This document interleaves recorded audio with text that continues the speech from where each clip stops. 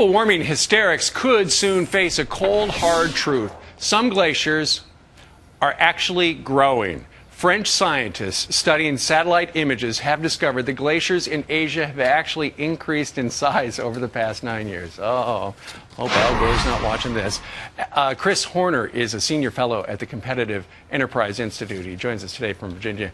Chris, I thought the glaciers were all disappearing, and now you're telling me that they're getting bigger? You could say most are getting bigger because most of the glaciers are found down under in Antarctica.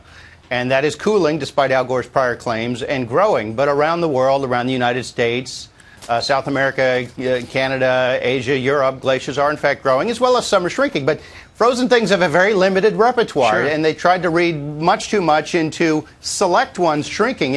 In South America, there's one that was retreating, receding, and 30 miles away was one that was growing.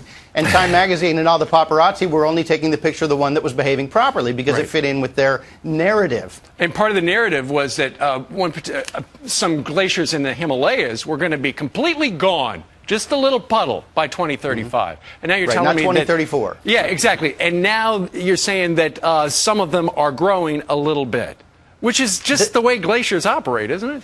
There's something between 15,000 and 54,000 glaciers there, which should tip you off. We don't have a lot of data. They've got data on about 10, and they were claiming that the Himalayan glaciers were melting. And the reason they claimed that is politicians wanted to say that global warming was going to lead to global conflict because of drinking water and so on. And then we threw an awful lot of money at this issue because of all of the hysteria, and we found out that, in fact, no, they're growing. Right. Now, they respond to local conditions, but what we're doing is pointing out that the hysteria is just that, and they were trying to redesign the American economy, as well as foreign policy and so on the basis of a theory that proved to be grounded in little more than hysteria. All right. So, Chris, what does this do to their argument that everything, the globe is getting warmer and everything's melting?